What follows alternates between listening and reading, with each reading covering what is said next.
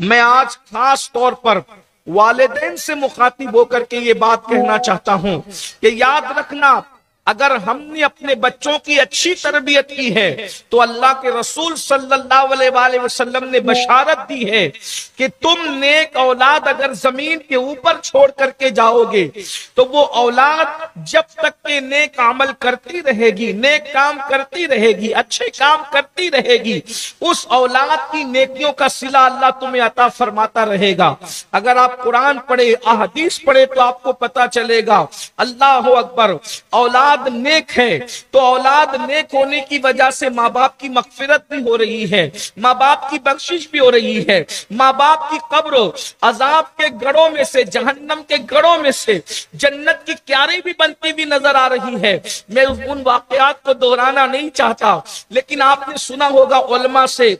مبلغین سے، خطبہ سے کہ صرف بسم اللہ پڑھنے کی وجہ سے ایک شخص پر سے عذاب اس لیے اٹھا لیا گیا کہ اس کے بیٹے نے بسم اللہ پڑھا، اور پھر یوں فرمایا گیا کہ جس کا بچہ زمین کے اوپر ہمیں رحمان و رحیم کہتا ہو، اس کے باپ کو ہم قہار و جبار ہونے کی حیثیت سے کس طریقے سے قبر میں عذاب دیں۔ تو اولاد کا نیک کام کرنا ماں باپ کے لیے نجات کا ذریعہ ہے، اسی طریقے سے اور ماں باپ کا اور اوپر کے رشتہ داروں کا نیک کام کرنا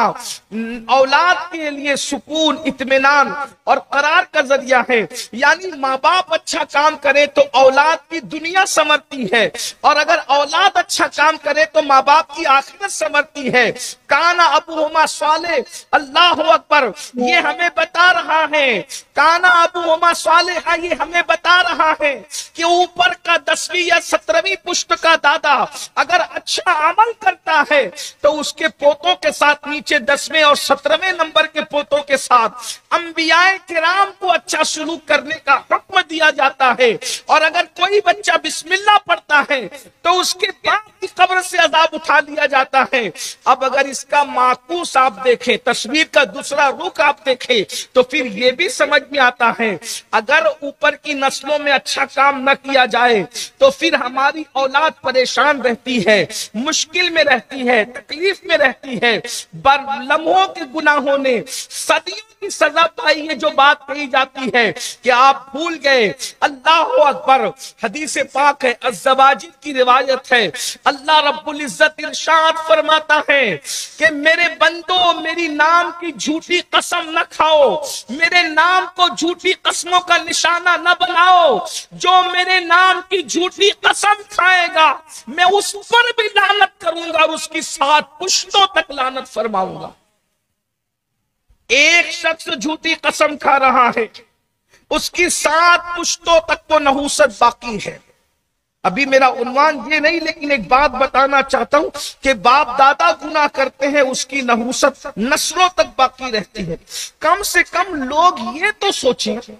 کہ میں مال اس لیے کما رہا ہوں کہ میری اولاد سکون سے رہے۔ میرے بھائی، مال کمانے سے اولاد سکون سے رہے گی یا نہ رہے گی اس کی کوئی گارنٹی نہیں ہے۔ ہم اگر اعمال کماؤ گے تو اس کی برکت سے تمہاری اولاد دنیا میں بھی سکون سے رہے گی اور آخرت میں بھی سکون سے رہے گی، اور تمہیں بھی اللہ سکون اور چین عطا فرمائے گا۔ دیکھا،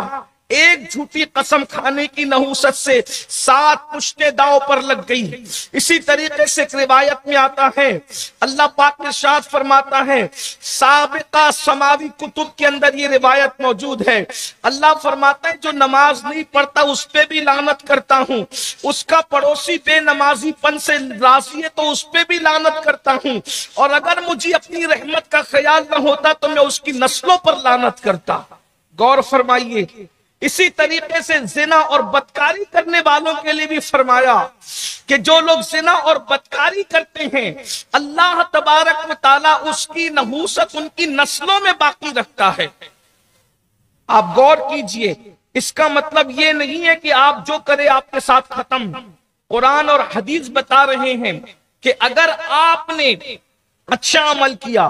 آپ کو بھی اس کا صلہ ملے گا، آپ کی نسلوں کو بھی ملے گا۔ آپ کی اولاد نے اچھا عمل کیا تو اس کا صلہ ان کو بھی ملے گا اور آپ کو بھی ملے گا۔ اپنی اولاد کی اچھی تربیت کیجیے۔